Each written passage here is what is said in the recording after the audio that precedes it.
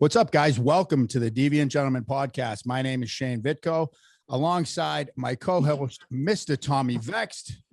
Uncle Tommy is in the house. Uncle Tommy, live from Los Angeles. And today we have a special guest. We have a good friend, Travis Wilson. Travis is a former Green Beret and the owner of Alpha Elite Performance. How you doing, buddy? Thanks for having me. Tommy, good to see you, buddy. It's good to see you too. Yeah, bud. So I don't think you can be a former. I think once you're a Green Beret, like you get to just it's like Mr. President. Right. I was going to correct him, but well, here's the thing. So I had Sean Rogers on the last show, and I asked about that because I feel like I don't want to be like, you don't get to be a Green Beret anymore. So I didn't know if the thing was like former, or I wouldn't say, was a Green Beret. So what do you tell people? Like, honestly, I just say, yeah, I served. And if they ask, I let them know. But right off the bat, I'm not like, hey, I'm Travis. I'm a Green Beret. Hey, I'm Travis, the Green Beret. Yeah. Hey, that's me. I could kill you with a pencil eraser. Yeah. So but yeah, what the saying is, once a Green Beret, always a Green Beret. And I think that's something that you hold in your heart, like everything fucking else, So, yeah. I would. Yeah, absolutely. I'd still wear the fucking thing every day. I do. When I take baths, yeah. During sex. That's all right. Yeah. I have it right. Oh no, I left it in the truck. Okay. Berets before bays. What'd you say? Berets before bays. Yeah. So fuck, dude. I think the last time we were in person was when we had Christian on right before I left LA. And I mean, he blew up. Yeah, dude, we don't even have enough time to cover everything that has fucking happened in that time period since we've last met. And I feel like enough people follow both our social media to kind of see where both our lives have gone. So if you bought a house, right?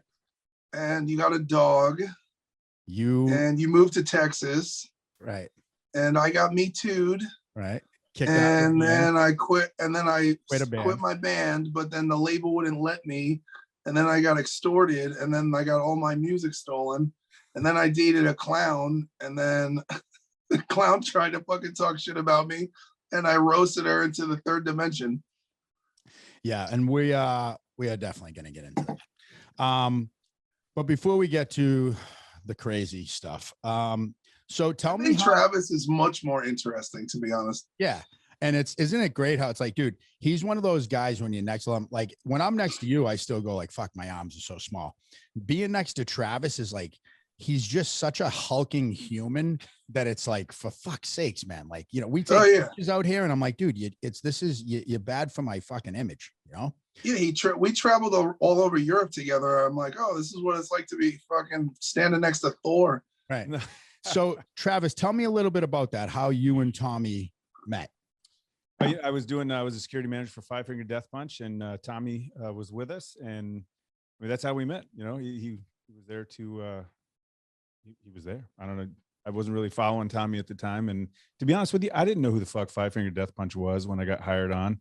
But I was there to do a job to take care of the lead singer. And now, did you get that through a recommendation through someone being a Green Beret? Like, how did you even get into that line? There was a regular Army dude that was there, and he kind of worked himself out of this job by hiring me because I showed up and fucking, just did a really great job, and they got rid of him, which I felt bad about. Hey. But I was just there. I had some medical experience, and then obviously, some security experience and things like that. Taking on that position, they asked through him. I came about. I said, sure, I'll do it. I was retiring out of the Army. I did 21 years, and so that was my last year. And my boss is like, yeah, get the fuck out of here. Just check in every other week or so, and let us know how you're doing. And so took that job on, and it was a good time. It was something I'll just say, it is nothing like I've done before, and it was an eye opener. As far as life experiences go. It was a unique experience. What Travis is kind of tiptoeing around is we were the guys who were called in to assist when Ivan was having really bad struggles with his sobriety. And so like I initially came on as kind of like a sober coach support, and Travis was, you know, making sure that he was staying out of trouble and wasn't like fighting people in the airport and doing crazy shit. As alcoholics do, all the things that, you know, Shane being sober and I being sober, we've all done. And yeah, and it was definitely a different experience for me, having been a sober coach for now like over 6 years, because it was the first time where you saw the band and the label actually trying to help the dude get sober instead of just pushing him out on stage, or just like giving him just enough. And then, you know, and ultimately, Ivan went home to seek treatment. And then the band asked me to sing for them. And then Travis had to babysit my monkey ass. So I was like on a tour with the band before Tommy showed up. And so it was really good when Tommy showed up, because, you know, I had to take care of Ivan by myself, and I was doing it all. But man, to have a sober coach there, and Ivan knew that, it really helped the whole dynamics of my job, really. So I got to focus on not just Ivan, but now also the band, and you know, getting to the venues and reaching out to the venues before we even get there. And so it really helped out. It freed up a lot of what I was able to do as the security manager. So yeah. And I don't know if I don't even know if I told you this, Tommy. I remember that I had mentioned to you. So the way that I first kind of started talking with Travis is he had messaged the Deviant Gentleman page a few times, like, hey, let Tommy know I still got his shorts that he let me borrow in Italy or whatever. Jokingly. Blah, blah. Right. Well, because I love them. Oh shit, I forgot about when I never would like click on Alpha Elite Performance or anything. I just thought this was some nut job that was like, you know, anything to just get a response and talk to Tommy.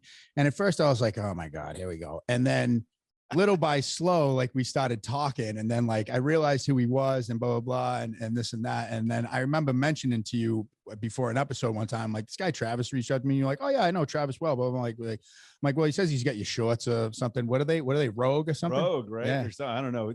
You gave them to me. They're gray. Yeah, my luggage got lost or some shit like that. And you oh yeah, that's right. So yeah, and nobody else was your size. So yeah. I was like, I got you, bro. So well, I think we were in your shirt and your shorts. Yeah, we were in was that Norway? I can't remember where it was, but we were traveling all over the place. We went to South America together, we went to Europe together.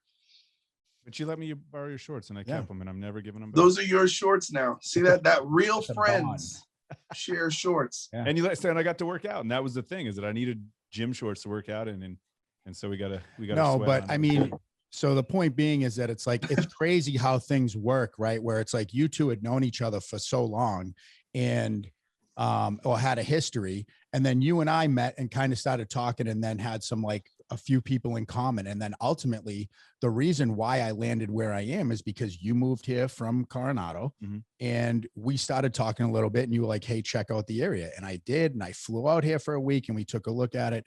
And now you're 20 minutes down the street. And it's like, for me to move here and have somebody who's a veteran, who is a business owner and is kind of the same mindset, like, you know, it is kind of hard to find people that you can trust and keep in your circle, because a lot of times things happen. And I left LA, and I left guys like Tommy and all my guys that I had that I could rely on, and coming here was very scary for me because I didn't know that I was going to gain that again. Yeah.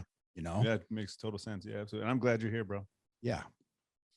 And so Travis, you were in San Diego for the longest time. And when did you move to Texas exactly? Last August we moved here. So I went from retiring out of the Army in Colorado Springs when I started that first tour, and then when we got back from that, I moved to Coronado. It was out in Coronado, San Diego area for the 3 years, and then last August we jet set it out to the wonderful Montgomery, Texas. So what made you leave California for Texas? Well, one, I was born in Texas and I always wanted to die in Texas. Two, I'm not gonna lie, I can't stand California politics at all, and this place is easier on my wallet. So I my kids and my ex-wife are out there in Coronado, and the boys were at the right age where I said, hey guys, look, you know, I've got a business, and the business as well is thriving. It has taken off since we moved to Texas. It was good to have it in California and San Diego and kind of get a foundation going. But you know, we moved it out here and it's rocking and rolling. But the boys understood that, and they come out every month. So was that hard too? I mean, I feel like that's pretty responsible too, and to not just take off and put your needs first. Like you pretty much put everything on the back burner until you felt like both your boys were of a certain age that, you know what, you know, I can be gone and you're going to be okay. And we can still make this work. But now it's time for me to kind of do the next right thing for what's right for my business. Right. Yeah. Yeah. And we had that talk, and I had that talk with their mother as well. And I think that having a great mother, she's my ex-wife, but she's an amazing mother. And that, you know, it's really helped out because she explained to him, I explained it to him, sat him down, and they understood. And with the promise, well, and we talk every dang day. I mean, gosh, we talk so much. I don't even know what the hell to talk to him about tonight when I talk to him, you know. It's like, great, you went to school, fuck, you know. But yeah, just having that foundation there in California with their mother, and you know, it's great. So we all have a great relationship too, and that helps. So yeah. And you are remarried now. I'm remarried to your lovely wife. Yes. Yeah, I am. She's wonderful. I swear to God, it's the weirdest fucking relationship because we have had maybe 3 fights, not even fights, arguments in the, I have it tattooed on my hand here. So it's 5 years that we've been married. I mean, it's just insane. You've met her and she's just an amazing woman. And we're together every fucking day because we work together, and it's been wonderful. It's weird as shit. It's weird. No, everybody's like, you guys are fucking nuts, but man, I found it, man. It took me 3 times, but I found the right one. 3rd time's a charm. Yeah. So I don't know what that's like. I'm just like, that's like a unicorn. I'm like, you guys don't even argue, man. That's what we call her. We call her the unicorn, man. You'll meet her and she's just wonderful, man. She's just an amazing soul. And you can't ever be in a bad mood around this woman. Love that. It's weird though. It's fucking weird. I mean, I think, you know, a lot, like I will say that Kat and I have definitely argued more than 3 times, but again, like it's mostly your fault though. No. Yeah, it definitely is. But you know, dude, but the thing is this, and like, you know, I mean, I don't know that you relate to this, but I know Tommy does, where it's like, I never pictured this, dude. I never thought that I would find a girl. Like I had been through so much and I'm like, it's just not possible. This broke me, that broke me. Like, it's just not going to happen for me. And I'm like kind of setting these kind of being a piece of a shit to girls' ways.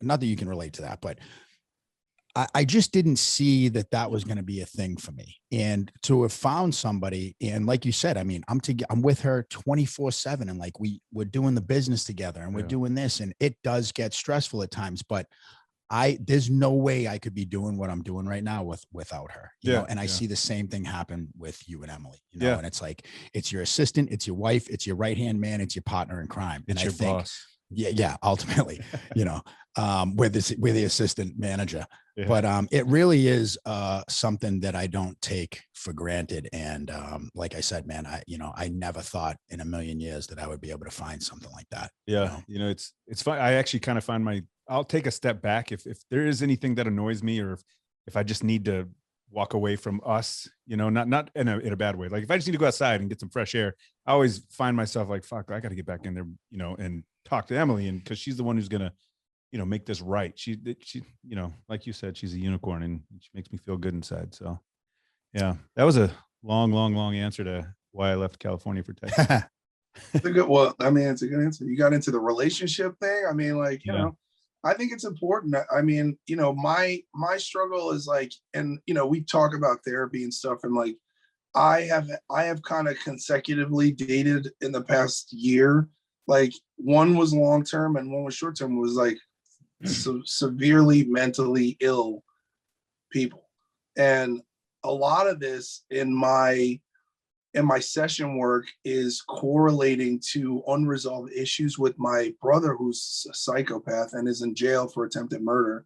Who tried to kill me, and it's interesting because I never saw the correlation, but it has a lot to do with early childhood. And my primary relationship as a twin was with somebody who was not well, and my parents bestowed this kind of responsibility to take care of a sick person. It's kind of why I'm good at being a sober coach, and why So in those aspects of my life, it's an asset, but in romantic aspects, a lot of times the red flags that regular people will see, they feel normal to me.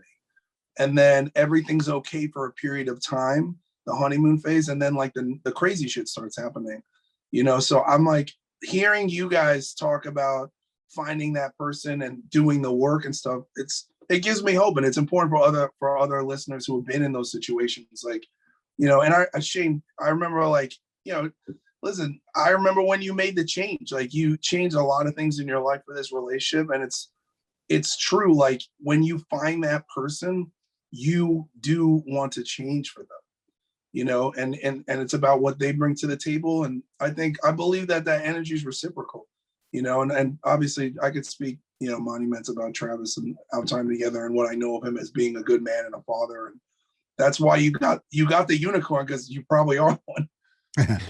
He's a big fucking majestic unicorn is what he is.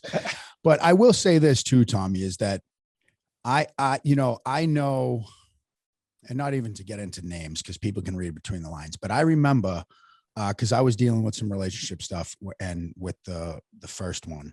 And I remember talking on the phone. It's like, for me, where I'm your friend and we talk, and I remember we talk, and then a month or some time goes by, and then all of a sudden this shitstorm will be on social media. And I'm like, wait a minute.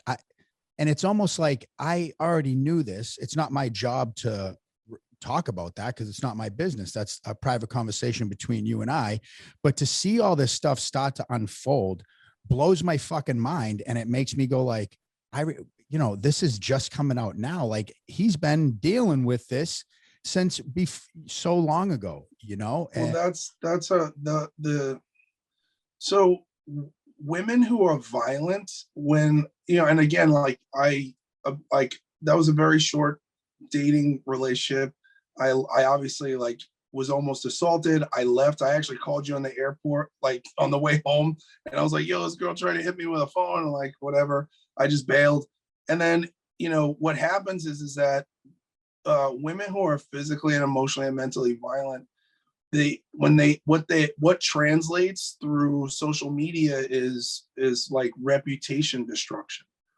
And you know, I was watching this whole thing, this whole kind of fucking discussion about this, and it's like that's their way of punching you in the face still, and or like bringing up false allegations and trying to take you in court and fucking with your money. It's their inability to either process rejection or take responsibility that once again, you know, their actions have put them in a position to be abandoned or left. And rather than to face those, they retaliate, and they often retaliate in exceedingly more dramatic and aggressive ways. And you know, the person who we're talking about is currently in a court situation with the person she dated after me. So this is like she's a serial abuser. And people don't, you know, and I'm like one of those people, like my sponsor used to say, like, he's like, how can you tell who the alcoholic is at the gangbang? And I was like, how? And he's like, it's the guy proposing underneath. And I'm like, Jesus. But it's like, you know, if there's, you know, that's just me. I have a broke picker. I'm like, oh, this can's completely dented. I'm like, I'll take it. You know? So speak with that, right? So, because I was talking to Travis about this before we got on, and women who accuse men of serious offenses, are we automatically guilty until proven innocent? I don't think so. I mean, I don't see how that. I think culturally, I think the Me Too movement was an amazing branding exercise in kind of getting women together. And there's a serious issue with not reported domestic violence or sexual assault or sexual assault in the workplace, or, you know, whatever. And women are plagued with these issues, and it has to be something that we as men, we have to support them in their efforts, but we have to believe evidence. We can't just believe all women, because what happens inadvertently now is, you know, you have people who understand a system and then abuse it, right? And so with me, it's like one of them tried to do it and then it kind of worked, but I was exonerated by a judge and false allegations. And then the next chick was mad and she tried to reiterate that. And ultimately, you know, if it wasn't for her 5 other ex-boyfriends coming to my aid, who knows what people would have thought.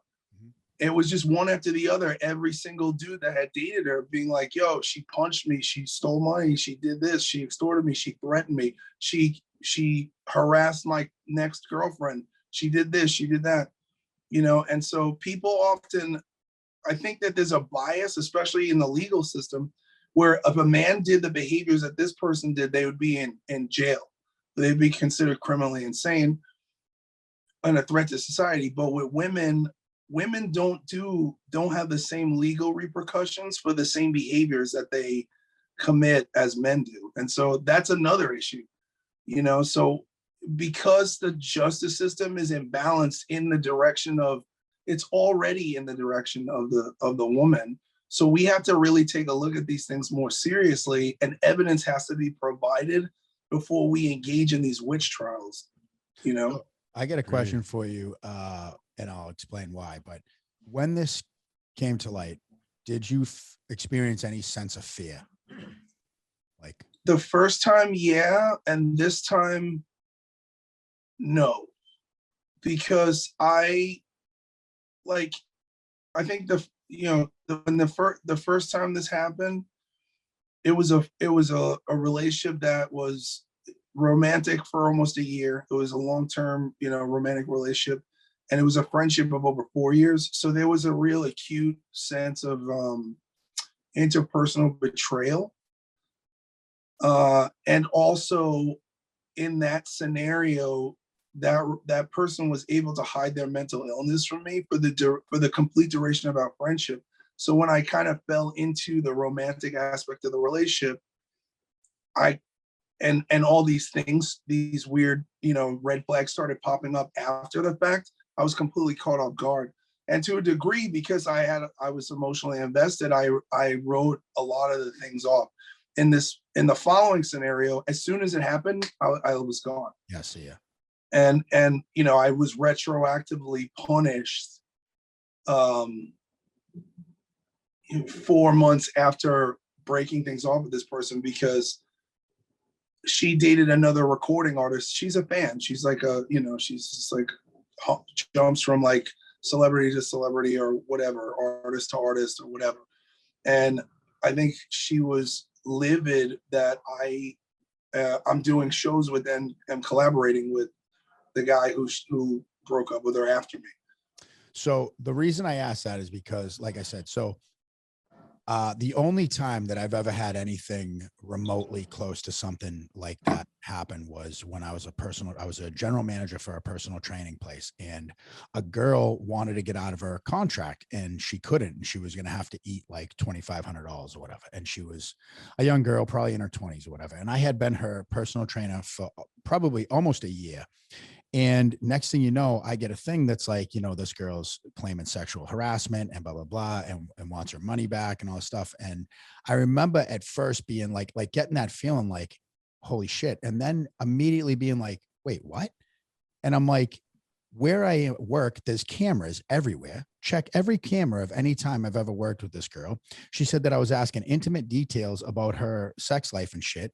And it's like, no, I used to ask like, hey, how's everything? How's you and the boyfriend? You move in, quick talk, and then work out.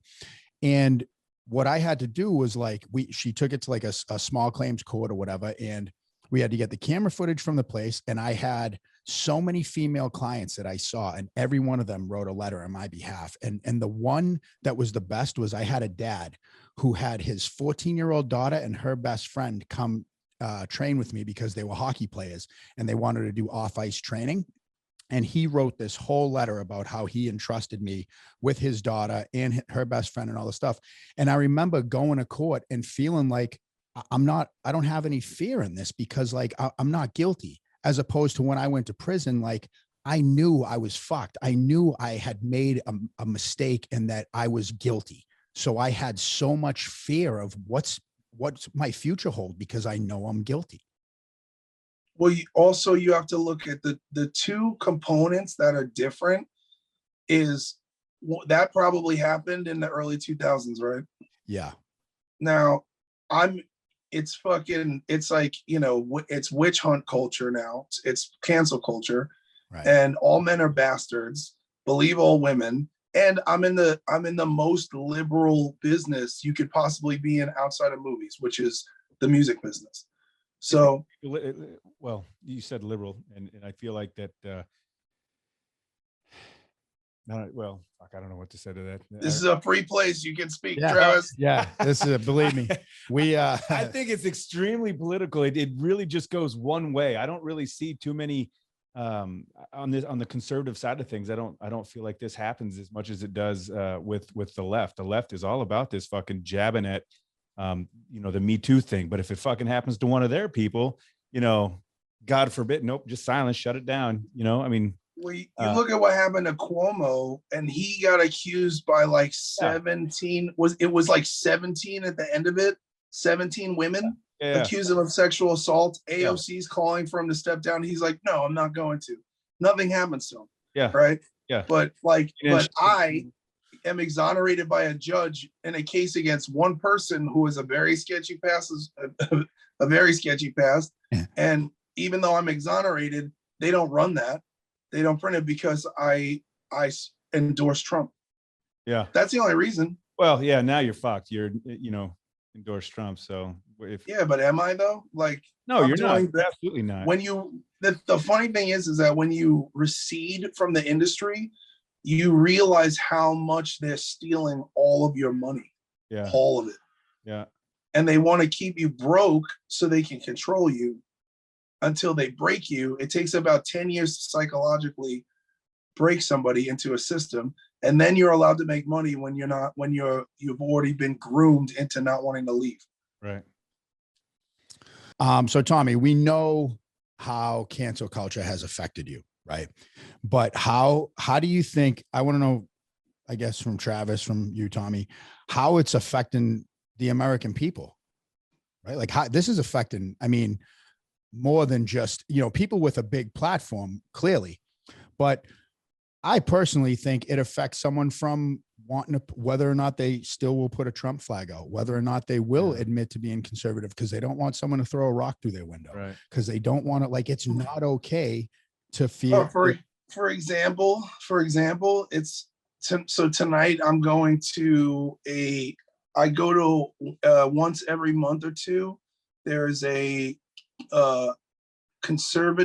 anonymous conservative group of Hollywood elites that all meet up. That's fucking insane. I know they're not, but you can't, like, everyone, nobody outs each other. Like, everyone respects each other's privacy because these people are, they're in the belly of the beast. And it's a place where they can all go and talk about politics freely. I mean, dude, it's like, and being at these things, it feels like it's cool because I'm like, yo, I can't even believe I get invited to this. Like, I get to hang out with these people. But it's also like, from my perspective, I'm like, yo, is this what it was like to be Jewish during the Holocaust? Like, you know what I mean? Like, why are we? It immediately Is it a secret that we feel like that? What's that Tom Cruise movie where they all have to wear those like half masks, like this Eyes Wide Shut? Yeah. Like, I'm the worst guy to ask about fucking movies. Oh God, I usually read. Yeah, but dude, it's crazy to see people who have so much power. They're also afraid. They're fucking afraid. Well, that's because the shit side. That's. Go ahead. Go ahead.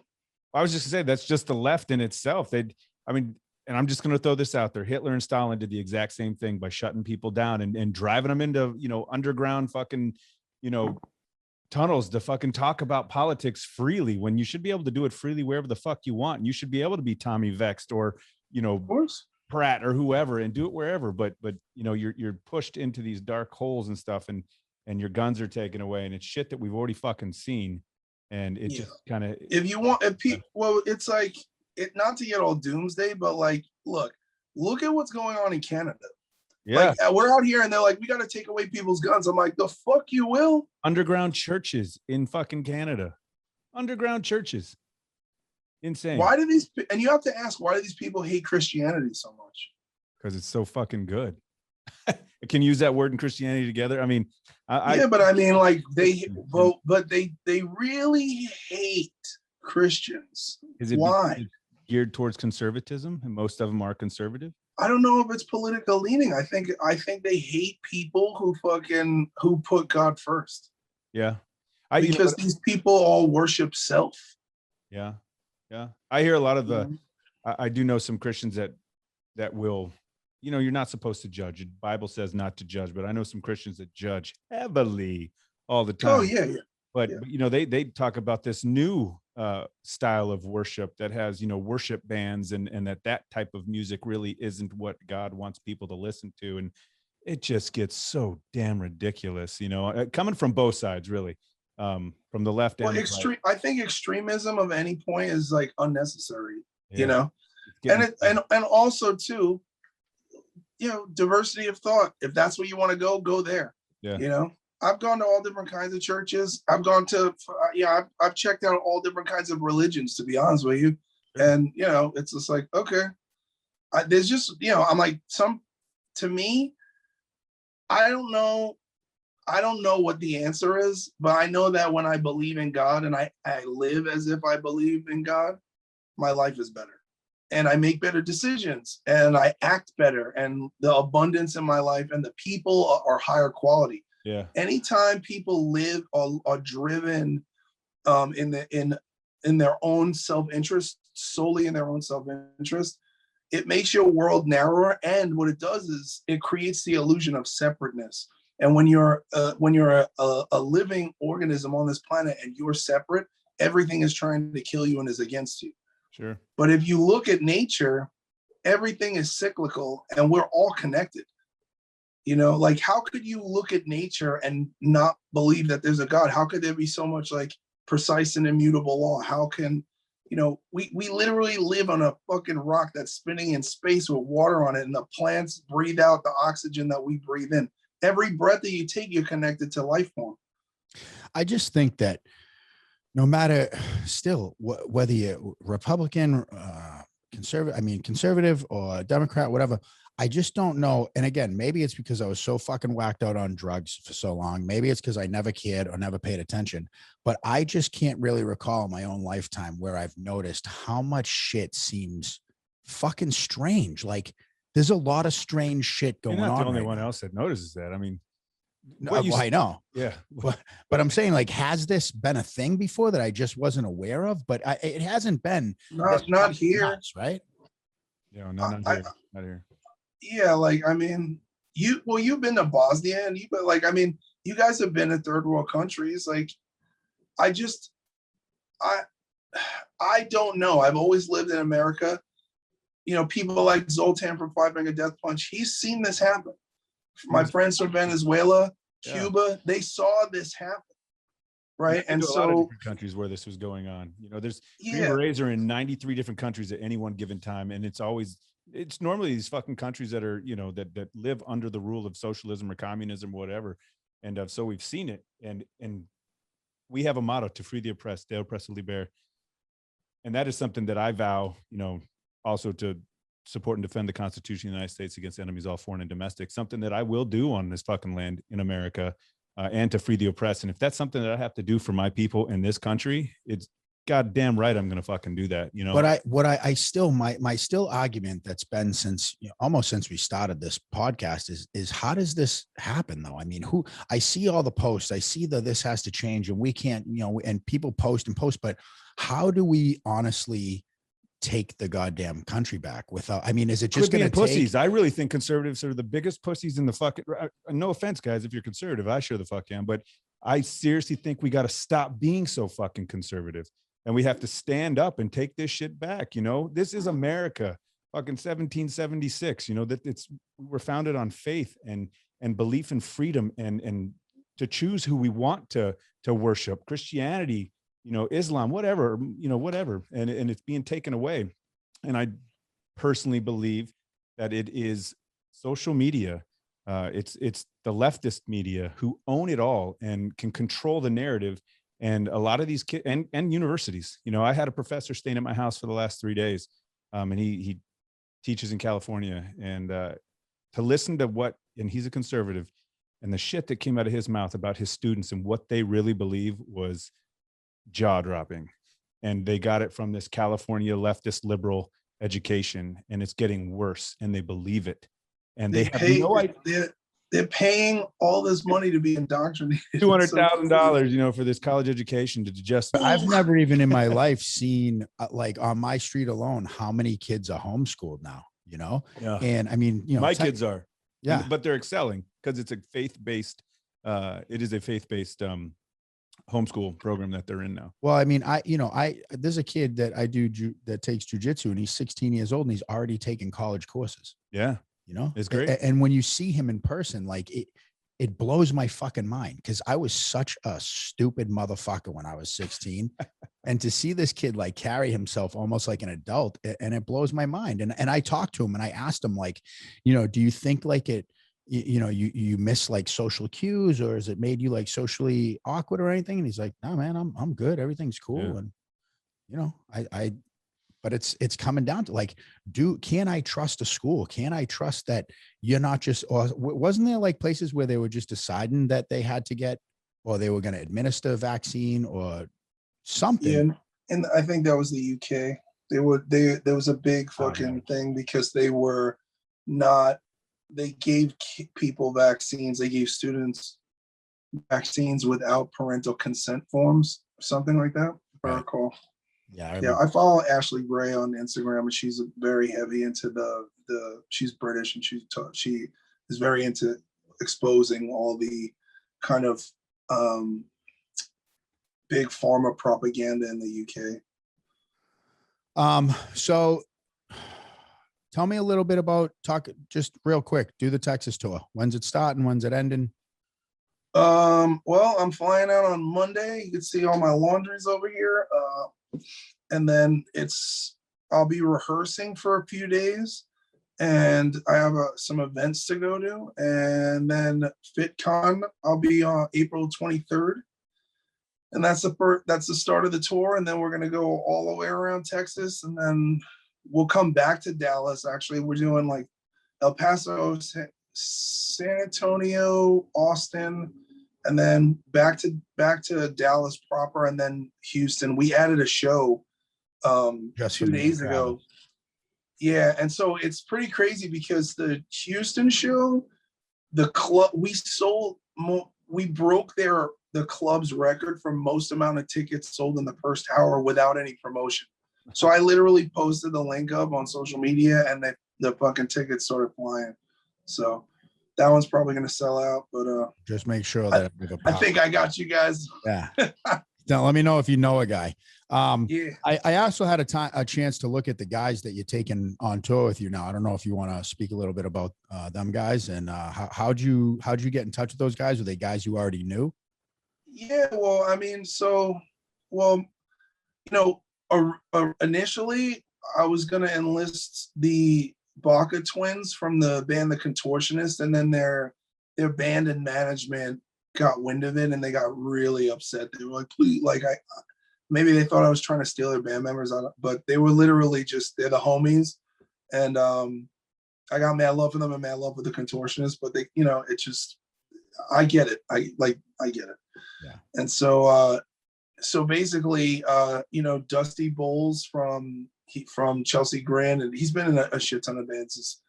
He's a producer and a guitar player and a drummer and a bass player. He pretty much does everything.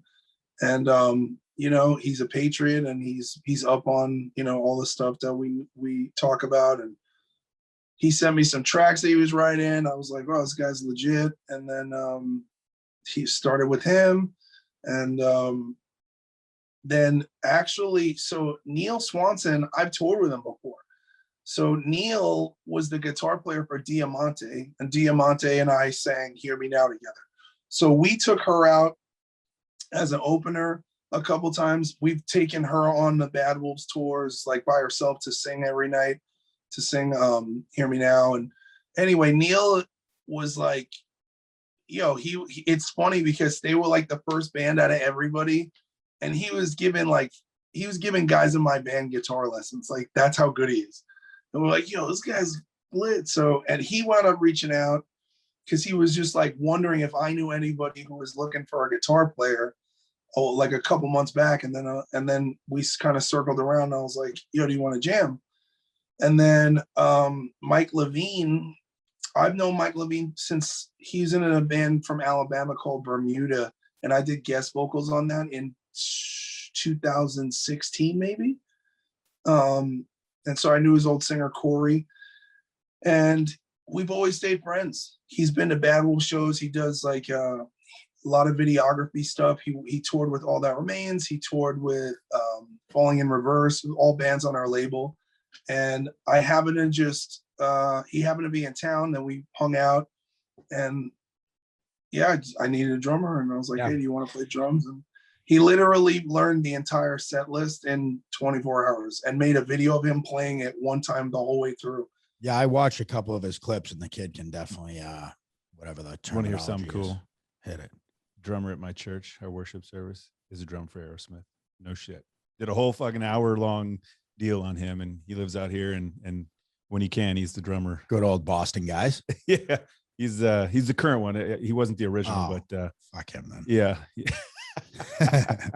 It's hilarious. It's what he does. So, all right. So 2 things real quick that I want to ask you is, what's your advice for somebody, a veteran who's just getting out, coming home?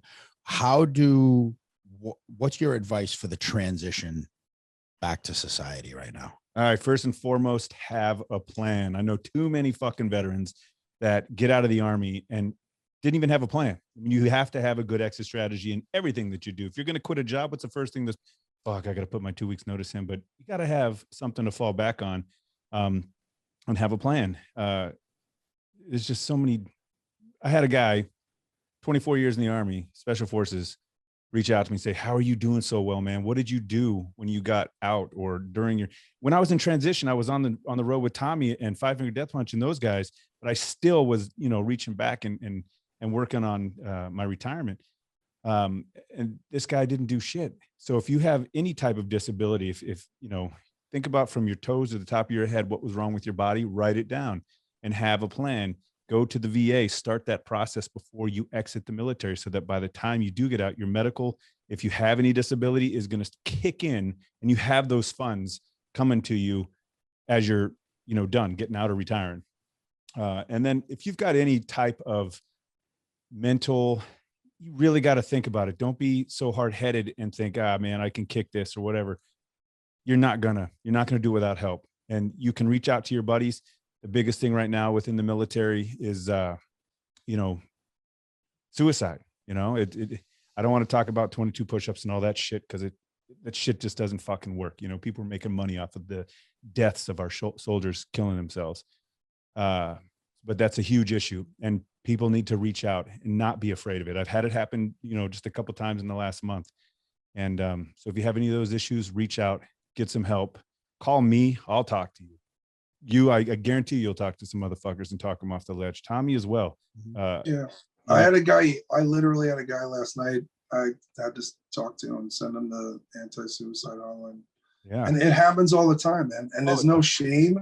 Like people, for anybody who's listening, I've been there, and there's no shame in asking for help. I think it's like the hardest thing to do is say, I don't know and I need help, but this help is out there, and life is worth living. And I think that there's a saying in recovery where like, oh, if you killed yourself today, you'd be killing the wrong person, because you don't know who you're going to become. I like that. Yeah. Yeah. Absolutely. And that guy, man, that's actually wonderful, because that dude getting out of the military isn't the same guy. I'm not the same guy that I was when I got out of the military that I am now. And, but talk to somebody, get your records straight, get that VA stuff straight, and start seeking out a job. There's a job for you. People say, well, I can't find work. Well, you waited until the last minute, and now you're broke. You didn't do your VA shit. You need money. Mom and dad aren't helping you anymore. You could have done all this during your ACAP, which is mandatory by the military. It's a year-long process. And if your first sergeant or sergeant major is telling you that you can't go to these meetings that are mandatory by the Army, then you go to the IG and you complain, because this is the rest of your life. You're fucking done with the Army. They don't give a fuck about you. That last year was great, but there was a time in my career that I said, hey, I am retiring. When I hit the 20-year mark, they were just like, okay, get the fuck out of here, you know? And it was sad because they were my brothers, you know? Granted, they had an op tempo that was pretty heavy, and I felt bad because I wanted to go with them, but I couldn't, you know? But the Army doesn't give a fuck about you anymore. So plan them for yourself. And if you need help, Army One Source, I know, is one place that'll help you. Your brothers that have done it and are doing well will help you. Universities will help you because they want you to come to school and use that post 9/11 GI Bill, you know? And there's so many things at the universities that if you want to go to college, and if you think you're not smart enough to go to college, well, you're wrong. There are college courses that you can take at universities that are paid for. Voc Rehab, another option for you as well to start planning on. Voc Rehab is great. You want to be a pilot? Fucking go be a pilot. There's all kind of stuff. Want to be a certified scuba diver instructor? You can take courses paid for by Voc Rehab, and you can go live down in the Keys of Florida teaching people how to scuba dive at Sandals. That's what I'm going to do. Fuck this. I'm out of here. Yeah, I know that's so specific. I know that you thought about doing that. So anyway, I can go on forever about transitioning because it is a passion. If you Google Green Beret, Travis Wilson Green Beret, there's some things about that because I work with the Green Beret Foundation. A lot of sex videos. Yes. So yes, in the Green Beret Foundation, you work very closely with as well, and they are also located in San Antonio, Texas. Yeah, I'm gonna see him. I'm gonna see him Friday. Yeah, gonna go down there and Black Rifle Coffee. Go hang out with those boys. So Jared, I said, what's up? Yeah, I'll let them all know. Yeah. And then, so what I have noticed though with you, and I mean, I've seen so many veterans of all walks of life, but how did you, was there a time that suicide, drugs and alcohol, anything kind of played a part in your story, or did you just kind of take some appropriate actions to kind of alleviate that? Well, suicide, man, you did say I was going to cry. No, there was a time in my life that I think that started the downward spiral of my second marriage. Came home from a deployment and was just mentally fucked. Like, it was weird, but I had a great deployment. I always loved going to deployments. It just becomes addicting, you know? And I don't have an addictive personality for alcohol or drugs or anything like that, but I have had my fair share of alcohol, lots of it, not anymore. But there was a time that I thought about it, never told my ex-wife to this day. If she listens to this, she'll know now. Yeah, I think she's a supporter of the show. So, yeah. You know what? And I feel myself getting a little verklempt. Yeah, good. Yeah. Me and Tommy been down this fucking road. It's crazy. I lost a son. I've lost a father, lots of buddies. And there was a time in my life that, Well, let me ask you this. What helped you get out of that? I deployed again right away, you know, and then I came home and that deployment, that second deployment wasn't as combat heavy. And so it was really kind of like I took a break, a breather from home life, from babies at the house, because I have two boys, you know, and I was with the boys, you know, and just kind of chilling and relaxing. I came home and transitioned back. And, you know, nothing was copacetic as well when I came back. That after, it was really my fourth deployment, but second one with her.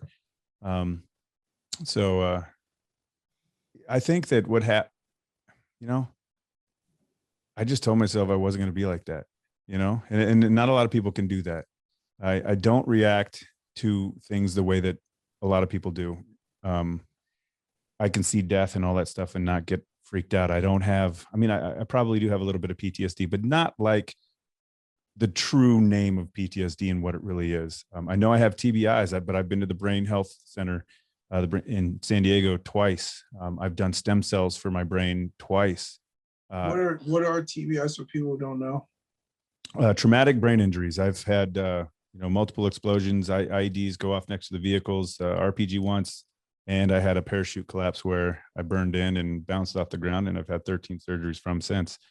That was the big one. But I just took those steps to not be a statistic. I hate using that word, but you know, I didn't want to be, I'm too fucking vain, I guess, to kill myself. You know, I, and I'm too much of a fucking pussy, you know, like I do believe that I will go to heaven, but I'm terrified of going to heaven, you know, and then finding out, well, no, too bad. Nope. You're not going to heaven. Then I'm really going to be pissed, you know?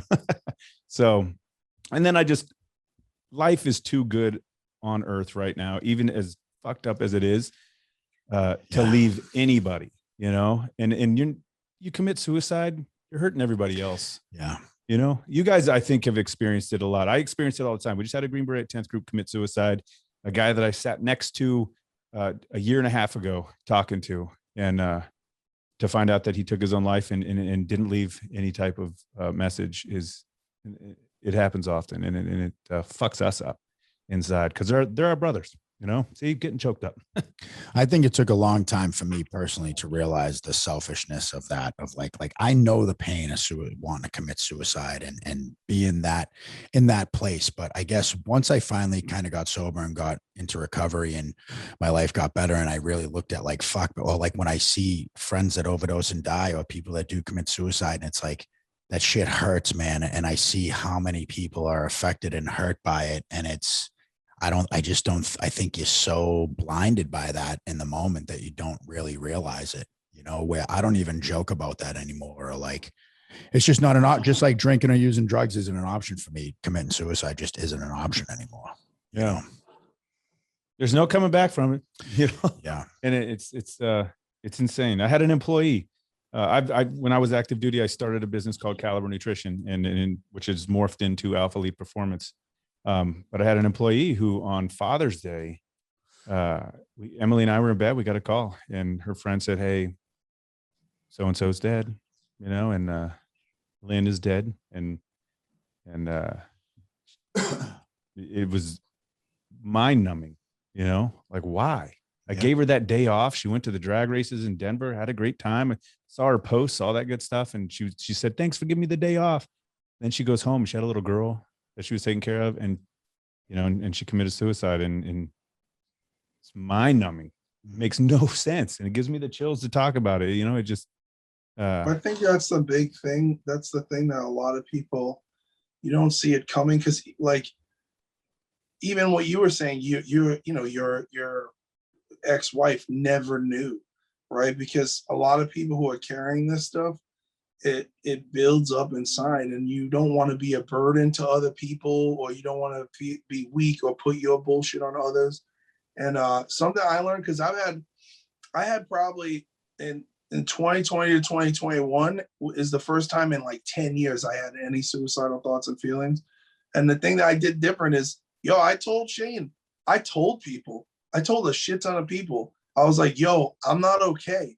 And then I fucking, I went and got some help.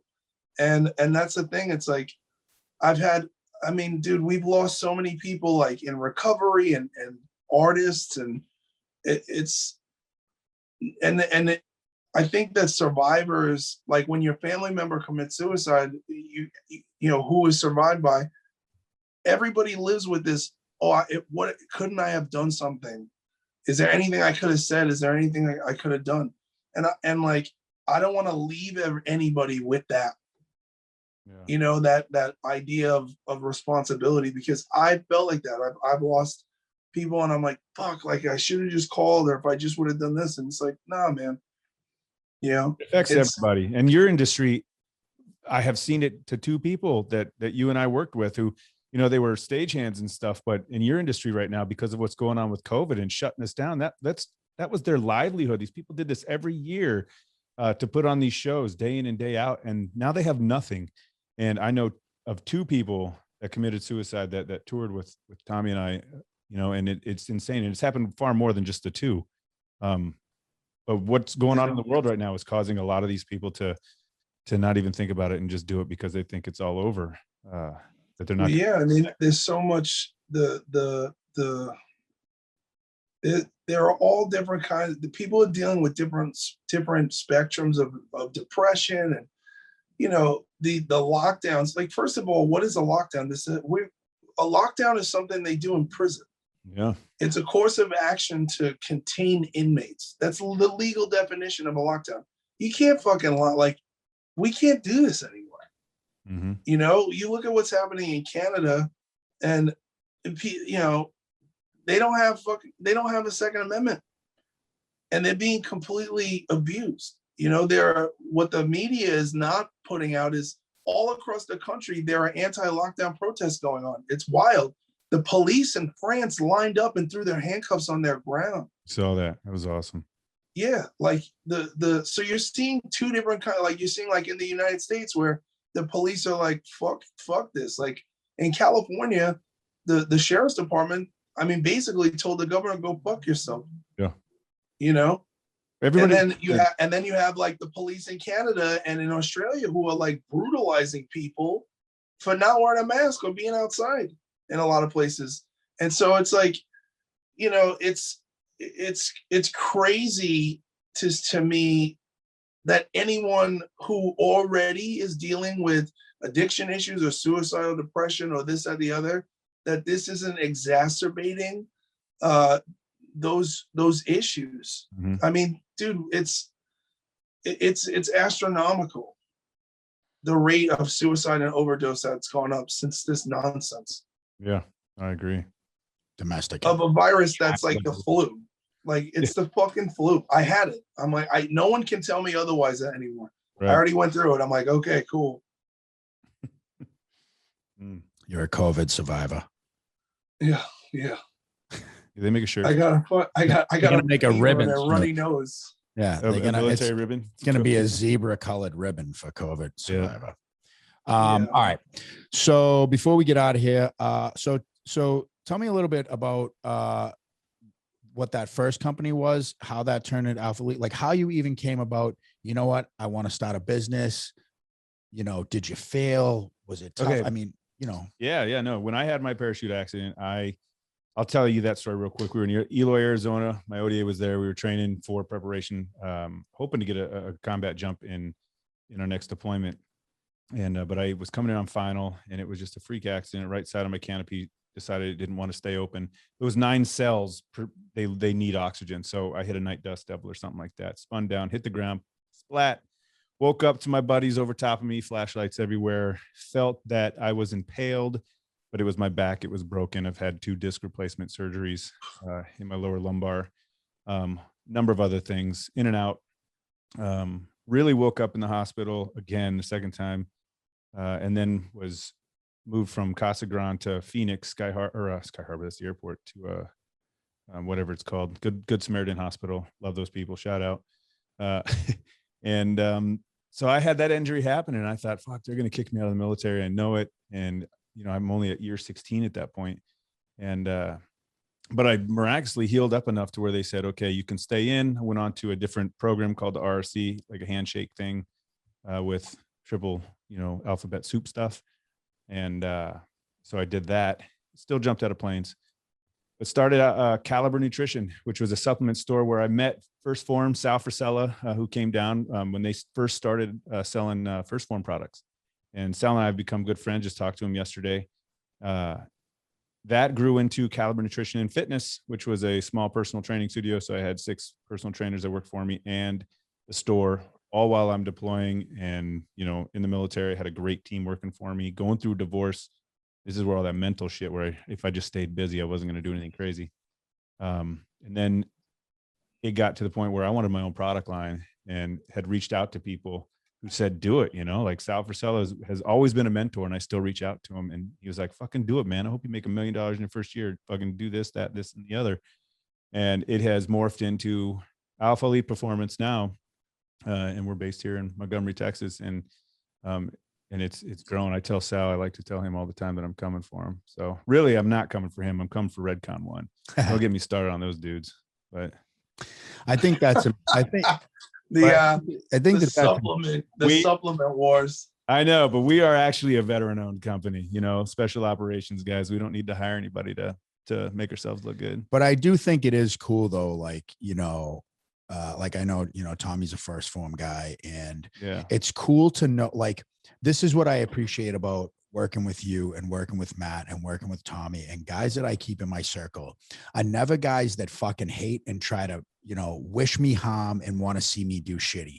Everyone that I keep in my circle is guys that want to see me strive, you know, just like I want to see them. Like, I'm not here to be like, hey, I need all the money on the planet and fuck you and what you stand for. It's like, what can I do to help you? What can you kind of do to help me? And there's so many, I mean, shout out to the guys from Third Wheel Podcast too, Nolan and Mike, because dude, I have called Mike time and time again. Hey, how do I set this up? Where do I get this? Where do I get that? He had to send me to the store for something else yesterday to make sure I could do this all and everything. And it's like, that's the kind of shit where it's like, I'm not trying to, you know, replicate this new podcast thing and put them out of business. I'm just another guy trying to make something happen. And those guys were nice enough to do that. And it's cool to see you have that relationship with Sal and such a big place, and for them to inspire you and mentor you and tell you like, dude, kick ass and fucking take names. Sal, you know, Sal and First Form are a company that I will tell people, if we don't have it, go to First Form. I absolutely love those dudes and I love their products. But in saying that, you know, my goal is to take care of veterans. I want to hire veterans. And like Evan at Black Rifle Coffee said, you know, I want to hire 10,000 veterans by this amount of time, you know, and that's exactly what I want to do with Alpha Elite Performance. It's not to line my pockets. You know, I do well with retirement and disability, and we pay ourselves just a small amount and we do all right. But I want other guys, other veterans to come here, work for me, join this Alpha Elite Performance team that, you know, that I'm trying to build with great people, and let them take care of themselves. And I want to be able to do that for a lot of guys. So, and gals. I'm not, you know, I say guys, you know. Well, I think that's an intrinsic difference between models like Alpha Elite and First Form, where, you know, you have people like, you know, Andy and Sal, or what you're doing, or I look at it as community leadership. You know what I mean? And even, you know, I'm in a different industry, but again, it's like the way that I interact with my team and the people who work for me is, if I eat, you eat. And that's basically the reciprocal basis of how I like to operate. And, you know, it's been an interesting, you know, in the transition, you know, and you'll see this as you grow, you know, there's going to be roadblocks and things happen. And like, in my experience of dealing with my band stuff, you know, I'm going on tour and the whole crew left and they're with me. So everybody that I employed under the Bad Wolves thing, they're all coming on tour with me as a solo artist. And it's like, that shows you how, when you have those values and leadership where you care how other people are doing, you wind up you create loyalty just as a byproduct, you know? And so I'm interested to watch you guys, you know, grow this thing more. And it's fucking cool, dude. I'm super proud of you, man. I appreciate that. It's been fun and shocking and difficult and scary at times, only because you don't want to fail. But we've had some people reach out to us. Neil McCoy, country music, if anybody knows that guy. Chad Prather, who's running for the governor of Texas, uses our stuff, and he actually broke the bank the other day. A couple weeks ago, he made a post and it destroyed our website. Like it just slowed way down. People were like, "Your shit's not working," and we were not ready for this influx. And so we've been sitting without a bunch of stuff for a while, but we're caught up now, and learned a lesson from that, which was great. So, yeah, but no, I like that. If you eat, I eat. And that's kind of the mindset of a good leader. Is the leader's always going to eat last. His boys are going to eat first. And that's something that I like to do. Like, if people come to my house, my guests eat first. And if there's anything left, then I'll eat, you know? But yeah, I want to make sure that people get to eat. I want to make sure that those veterans who are struggling, part of the transition, I want to have a job for them, even if it's the low level stuff. If he was just a, 11 Bravo and didn't do anything educationally, well, he's going to come, he's going to come to Alpha Elite Performance and he's going to get an education, start studying all those ingredients and tell me what those are, and know these products. And then maybe you'll bounce up to selling it or something like that. And then making a profit off of what you sell. And so, and I mean, I can attest to that personally with both of you guys of, if I eat, you eat. I mean, since the beginning, Tommy's just always, and it's not this like, hey, do you need a new fucking car? but it's dude, it's just small shit that you maybe notice personally that person's just doing, because like Tommy's never made me, I don't even know how to explain it, but you both have done things in your own right to make me like, because it's very easy for me to look at it as like, Tommy's here, your business is here, and I'm way down here. And it's like, shit. And when I'm with you guys, I never feel like that. I feel like it's just equal across the board always. And for that, I'm grateful. And that's why you guys are in my fucking life, man. Nice. Yeah, but bro, this is what I will say too, for like anybody who just heard what Shane said, this is the reason. It's because it's the yets, right? So if you're measuring your monetary success or where you are, or this, that, the other, right? If I fuck with you, you either are there or I know you're gonna get there. And so like the gift of it is like sometimes I get to see people now where I just get to watch you get there. I'm not, you know what I mean? So it's like, you might not know. We always see that's why I think men are very tribal in the senses.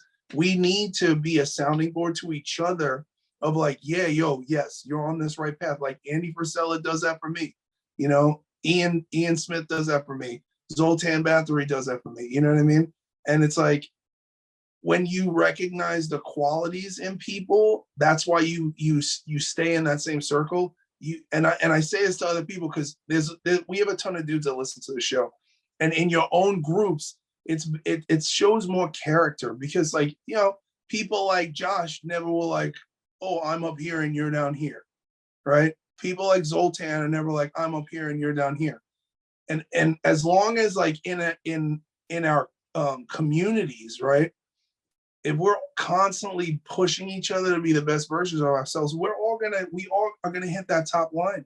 And there's also the humility of also like, dude, the next time I'm in a relationship, I'm gonna be like, I don't know what to do. I know I can call you to. I don't know what the fuck I'm doing. I'm good at certain things. I'm bad at certain things, and that's why people need each other. Fucking A. I like it. All right. Well, that's a wrap. So plug some shit. Alpha Elite Performance. If you guys want to visit, it's alphaeliteperformance.com. You can use code ELITE15 to save 15% or 20% off on the stacks. If it says out of stock, there's very few that are out of stock, but that's only because we've just been growing and we're learning. But our products are the shit. If it's garbage, I'm going to get rid of it. But we don't make garbage, and our product makers and formulators are awesome people. So yeah, I appreciate all the help and yeah, go ahead. Where can they find you on Instagram? Alpha Elite Performance on Instagram. Okay. And Facebook. I got kicked off of Twitter. Tommy, you got anything? Yeah, at Tommy Vext on Instagram, at T Vext on Twitter, at Vext on Facebook, which I'm back. I got banned from Facebook for 60 something days. I'm back. I got a new merch line out, and I am. Oh, I saw the Green Frog T-shirt. Yeah. That thing was sick, buddy. Oh yeah, it's 17. Yeah. What's the site for that, Tommy? Is it a Shopify or what's? It's just Shopify.com/Vext. The link's in your bio on Instagram, correct? Yeah, and there's all kinds of stuff for the kids. We got Mr. Potato Head. We have Back the Blue. We did a whole blue line. We did like leggings for women and sports bras and hoodies and hats and t-shirts and all that. Yeah. Fucking A. Yeah. You can find me on Instagram at Shane.Vitko. We're on Instagram, Facebook at Deviant Gentleman. You can visit us at deviantgentleman.com. We have merch. We have beard butter. Fucking beard butter. Love the beard butter dropping soon. Yeah. And fucking A, dude, looking forward to seeing you. Hopefully we can all catch up when you come to Houston and rock out. So thank you guys for tuning in, and we will see you next time. All right.